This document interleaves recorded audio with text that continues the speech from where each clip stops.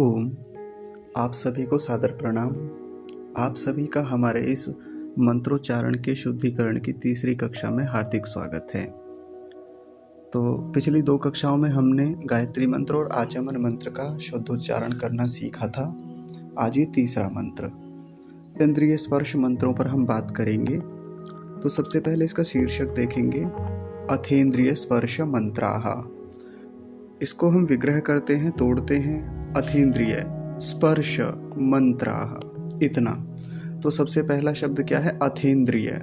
ये अथ और इंद्रिय इन 2 शब्दों को मिलकर बना है, तो क्या बोलेंगे? अथेंद्रिय। इसके आगे क्या है? स्पर्श।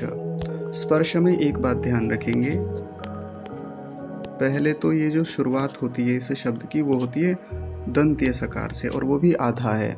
कुछ लोग इसको बोलते हैं स्पर्श, ऐसे करके स्पर्श, ई नहीं लगाएंगे शुरू में, सीधा सीधा दंत्य सकार से ही आरंभ करेंगे। स्पर्श, ध्यान से सुनेंगे, स्पर्श, और गलत उच्चारण क्या होता है? स्पर्श, ऐसे। और एक चीज और है इसमें जो काम की है, वो है स्पर्श।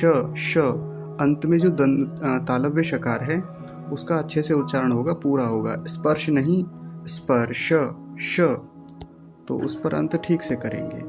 और तीसरा जो है इसमें वो है मंत्राः। मंत्र नहीं, मंत्रः नहीं बोलेंगे, मंत्राः। जब एक मंत्र होता है नीचे तो क्या बोलते हैं? मंत्रः। और जब 2 या 2 से अधिक मंत्र हो तो क्या बोलेंगे? मंत्राः। इसलिए पूरा शीर्षक क्या हो गया उसे एक बार फिर से देख लीजिए, अथेंद्रिय स्पर्श मंत्राः, अथेंद्रिय स्पर्श मंत्राः, ऐसा ये शीर्षक हो गया।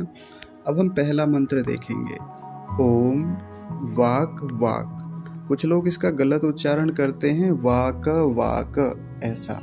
तो वैसा नहीं करेंगे क्योंकि हलंत लगा हुआ है ककार के नीचे, वाक वाक। अगर हलंत नहीं होता तब बोलते वाक वाक, अभी क्या बोलेंगे? वाक वाक। ठीक है, पहला मंत्र हो गया। दूसरा देखेंगे ये वाला, ओम प्राणः प्राणः। अब यहाँ भी एक गलती होने का चांस रहता है, वो क्या है? ये जो शब्द है प्राणः, इसमें विसर्ग को छोड़ देते हैं कई बार, ऐसा बोलते हैं प्राण प्राणः, ऐसे करके। कुल मिला के विसर्ग का दोनों स्थानों पर उच्चारण अच्छे से करना है, ओम प्राणः प्राणः। इससे अगला शब्द देखेंगे, ओम चक्षुष चक्षुः। अब मैं इसको थोड़ा सरल करके नीचे बताता हूँ, देख लीजिए, चक्षुष, और आगे क्या है? चक्षुः, ऐसे। तो पहले इस वाले को देखिए, चक्षुष। इसमें जो बीच में क्ष आ रहा है ये कैसे बनता है? ये वाला वर्ण इसको देख लीजिए, ये ककार हलंत और मूर्धन्य शकार, इन दोनों के मेल से बनता है, इन दोनों की संधि करने से बनता है। तो क्ष बोलेंगे इसे। क का तो बहुत हल्का सा उच्चारण आएगा क्योंकि ये हलंत है इसलिए, और यहाँ पर तालव्य शकार है, तो पूरा शब्द क्या बनेगा? चक्षुष चक्षुष, ऐसे करके बहुत ध्यान से उच्चारण करेंगे, चक्षुष चक्षुः। नहीं तो कुछ लोग इसको क्या बोलते हैं? चक्षुः चक्षुः, छ बोलते हैं, ये जो छकार वाला छ होता है ये वाला, इसको बोलते हैं चक्षुष चक्षुष, ऐसे करके। तो वैसा उच्चारण नहीं करेंगे, क्या होगा? चक्षुष चक्षुः। दोनों को मिला के एक बार फिर से देख लीजिए, ओम चक्षुष चक्षुः। तो ये मंत्र तीसरा यहाँ पर पूरा हो गया है। अब चौथे मंत्र को हम लोग देखेंगे। चौथा मंत्र क्या है? ओम श्रोत्रम श्रोत्रम। देखिए ये रहा, ओम श्रोत्रम श्रोत्रम। अब ये जो श्र है ये कैसे बनता है, अभी इसको समझेंगे। तो ये जो श्र होता है ये तालव्य शकार हलंत और रेफ इन दोनों को मिलकर बनता है, और ये जो त्र है ये कैसे बनेगा? ये तकार हलंत और रेफ इन दोनों को मिलकर बनेगा, ये श्र होगा, ये त्र होगा। तालव्य शकार का विशेष ध्यान रखेंगे, श्र श्र और ये त्र, तो पूरा शब्द क्या बनेगा? श्रोत्रम श्रोत्रम श्रोत्रम। दोनों स्थानों पर एक ही है, ये अनुस्वार लगा हुआ है ना, तो लगभग मकार जैसा ही उच्चारण आएगा। तो क्या हो जाएगा? श्रोत्रम श्रोत्रम, ऐसा आसान है। सोत्रम नहीं बोलेंगे, श्रोत्रम ऐसा उच्चारण होगा। अगला मंत्र देखेंगे, ओम नाभिः। अब यहाँ भी विसर्ग का विशेष ध्यान रखेंगे, क्योंकि कई बार विसर्ग को भूल जाते हैं और केवल नाभि बोल के निकल जाते हैं, ओम नाभि, ऐसा नहीं करेंगे। ओम नाभिः, यह उच्चारण यहाँ पर शुद्ध होगा। अगला शब्द देखेंगे, ओम हृदयम, हृदयम।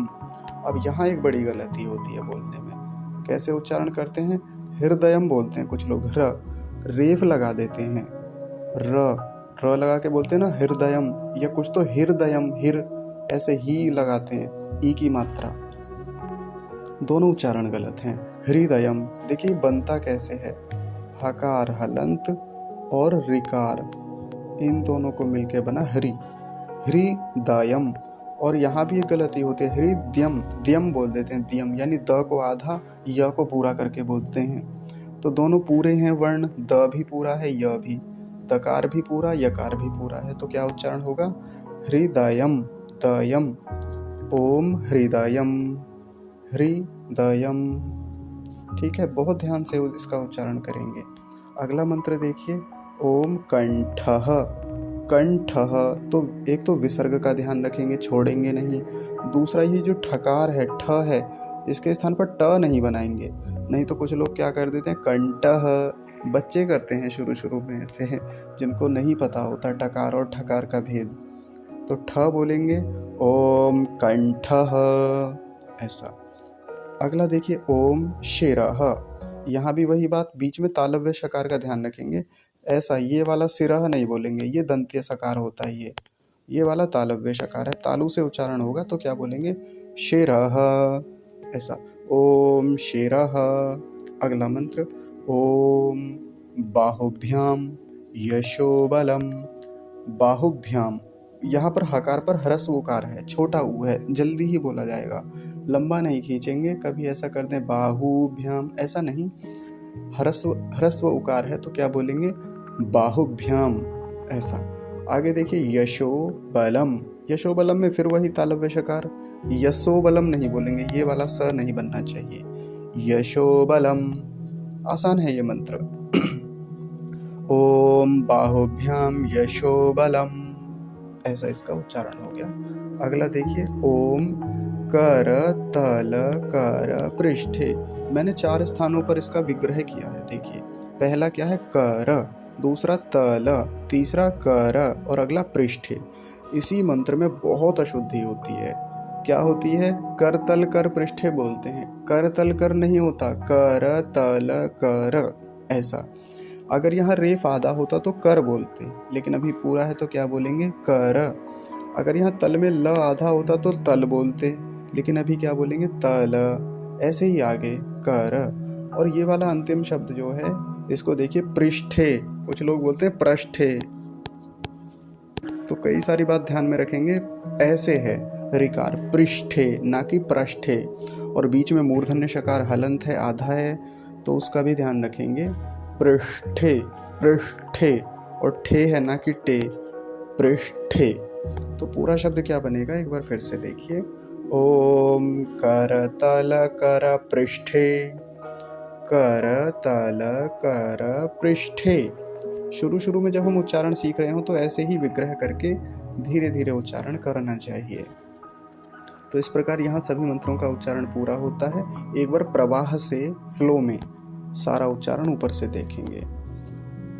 अथेन्द्रिय स्पर्श मंत्राः, ओम वाक् वाक्, ओम प्राणः प्राणः, ओम चक्षुश्चक्षुः, ओम श्रोत्रम श्रोत्रम, ओम नाभिः, ओम हृदयम, ओम कंठः, ओम शिरः, ओम बाहुभ्याम यशोबलम, ओम करतल कर पृष्ठे। तो यहाँ पर ये इंद्रिय स्पर्श मंत्रों का उच्चारण पूरा होता है। अगले मंत्रों की अगली श्रृंखला में, अगली कक्षा में हम एक बार फिर से मिलेंगे। तब तक के लिए सादर प्रणाम। नमस्ते जी।